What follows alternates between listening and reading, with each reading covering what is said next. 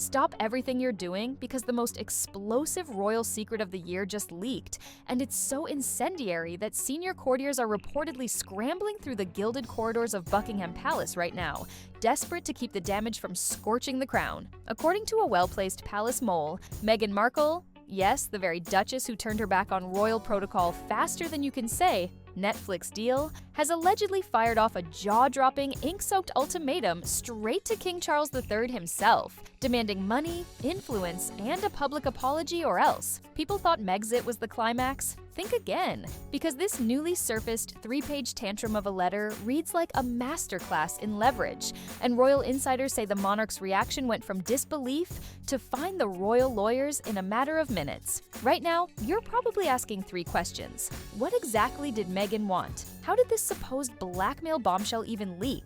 And what does it mean for the already fractured House of Windsor? Stick around because in the next 12 minutes, we're breaking down every fiery sentence from that letter, the sneaky way it was allegedly delivered, and the nuclear-level fallout already spreading across social media, including a trending hashtag war on X that has Team Sussex stands clashing head-on with diehard royalists. And as a special drip, we've got exclusive tea from a royal staffer who claims to have been in the room when Charles slammed the letter down on his antique desk. Just wait until you hear his icy 6-word response. So let's rewind 48 hours. Sunrise over Windsor Castle was supposed to be calm, but sometime before breakfast, an unmarked envelope slid under the heavy oak door leading to the king's private study. Security cameras mysteriously glitched for 13 crucial seconds. Long enough, sources whisper, for a runner loyal to Meghan's camp to avoid detection. Inside, pressed between thick parchment embossed with Meghan's personal crest, was a message bursting with demands. The restoration of her full royal title,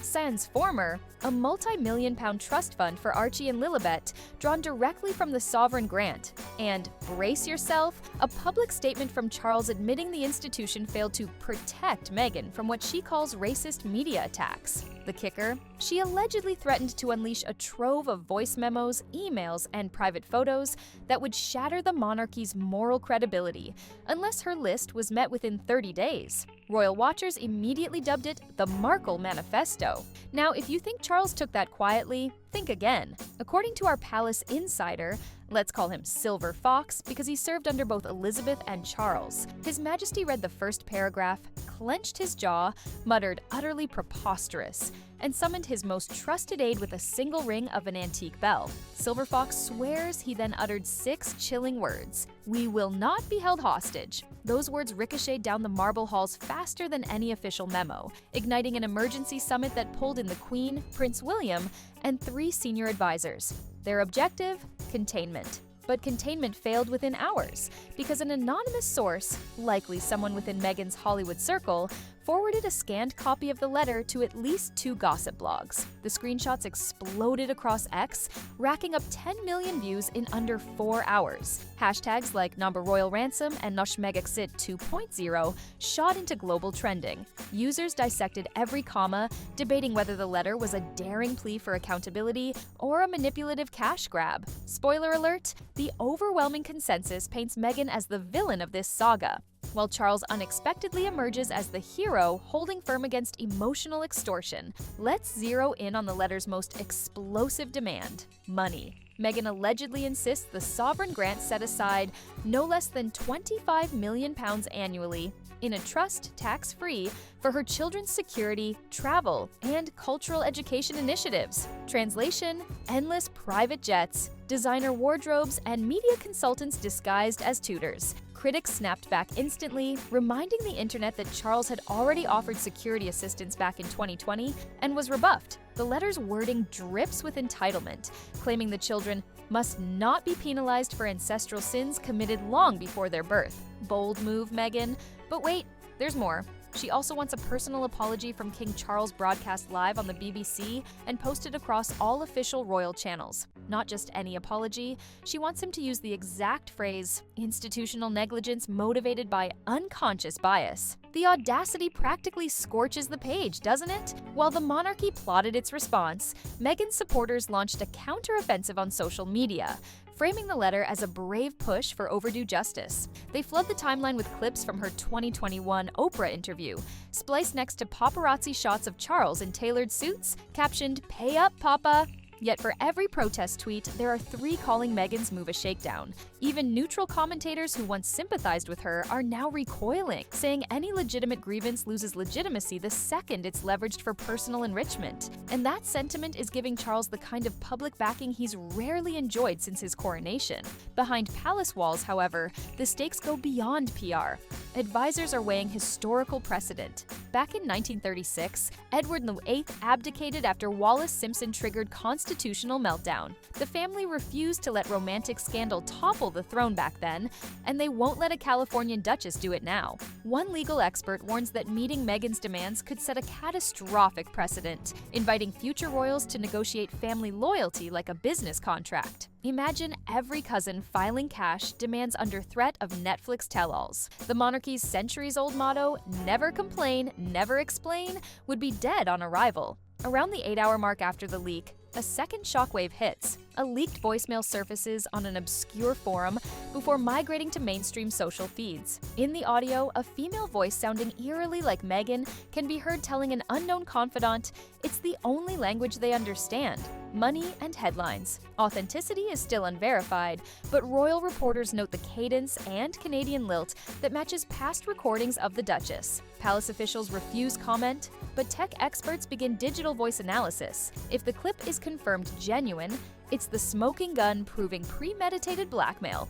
Enter Prince William, the ever-diplomatic heir. By midday, he's photographed striding out of Kensington Palace, all flinty eyes and no comment. Body language analysts go wild, noting the tight lips and clenched fists. Tabloids plaster the shot with captions like "William's fury boils over." Meanwhile, Queen Camilla allegedly advises Charles to hold the line and draft a formal refusal through royal solicitors. She's said to be livid that Meghan's letter name drops her children as examples of protected heirs, calling it calculated emotional warfare. Camilla might be the monarchy's secret weapon here. She survived decades of public hostility and knows a PR minefield when she sees one. Just as tempers peak, we hit our mid-video reveal. A mysterious email dated 2 weeks prior surfaces, in which Meghan's attorney proposes a confidential settlement that eerily mirrors the letter's demands. Screenshots show line items for annual family support, security reimbursement, and public statement drafting services. Translation: this wasn't a spontaneous outburst. It was a negotiated squeeze that turned nuclear when talks stalled. The leak proves Meghan's camp laid the groundwork long before the envelope reached Charles. Overnight, public sentiment swings even harder against her. Comment sections flood with variations of "she planned this" and "Charles called her bluff." The fallout escalates quickly. Sponsors rumored to be considering deals with Meghan's lifestyle brand quietly pull back. A major streaming platform supposedly pauses development on a documentary about her philanthropic work. Royal aides spin up alternate storylines for the next week's press cycle, aiming to drown out the scandal with feel-good engagements. But every time they post a smiling photo of Charles visiting a children's hospital, the comment section fills with blackmail memes. That's how deep the frenzy runs. Zooming out, the letter is only the latest flashpoint in a feud simmering, since Meghan and Harry announced their departure on Instagram in January 2020. Remember the Sussex Survivors Club? Those staffers who quit amid claims of midnight tirades? Palace veterans see a direct line between that management style and the hardball tactics behind this letter. One former press officer, speaking off the record, says he once fielded 10 edits to a single press release, each more aggressive than the last, before watching Meghan scrap the entire thing in favor of a glossy video posted straight to social. Next, the couple's streaming deals. Their headline-grabbing Netflix contract produced one docuseries and a scrapped animated project. Studio insiders whispered deadlines were blown because Meghan demanded last-minute rewrites to protect her brand narrative. Burned once, Netflix is now strongly reconsidering further collaborations. In Hollywood, where punctuality means profit, a blackmail accusation reads like a giant red flag. British lawmakers are piling on.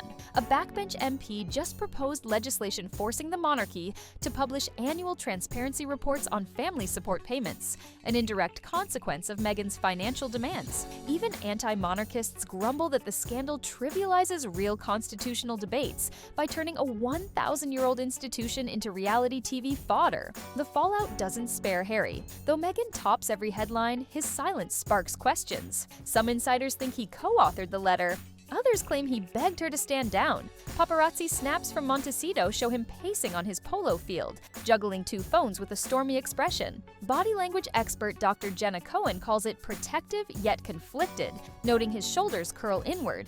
A textbook stress response. Brand analysts tally the hit. Archewell's last IRS filing showed donations down 22%. Social tracker TrendPulse logs a 35% spike in negative sentiment toward the Sussexes within 24 hours. Bigger than the Oprah backlash. Sponsors crave stability, Blackmail screams volatility. One marketing exec summed it up. Aligning with them right now is like buying stock in a sinking ship. Meanwhile, Charles's team moves to seize the narrative. They schedule a surprise walkabout in Cornwall, cameras rolling as the king jokes with school kids. The wholesome footage racks up 2 million views by tea time, far outranking Meghan-related hashtags. Classic crisis playbook.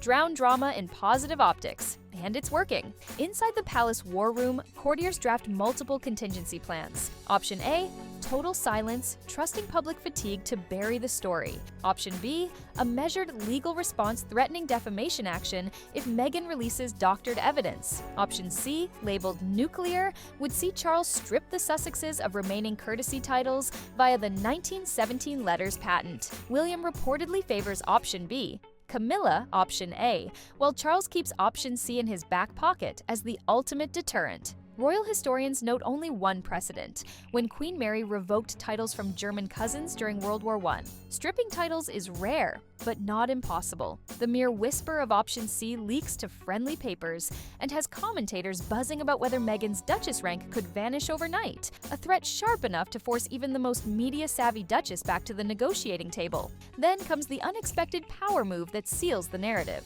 Charles orders the publication of a concise, no-nonsense statement. It reads, "His Majesty will respond to any and all family matters privately and will not accept attempts at coercion, financial or otherwise." 13 words. That's it. The brevity is surgical, slicing off the oxygen Meghan hoped to breathe. Experts call it a masterclass in royal crisis management. By refusing to engage publicly, Charles denies Meghan the spectacle she seemingly craved. The letter's thunder turns to hollow noise without a royal reaction to feed on.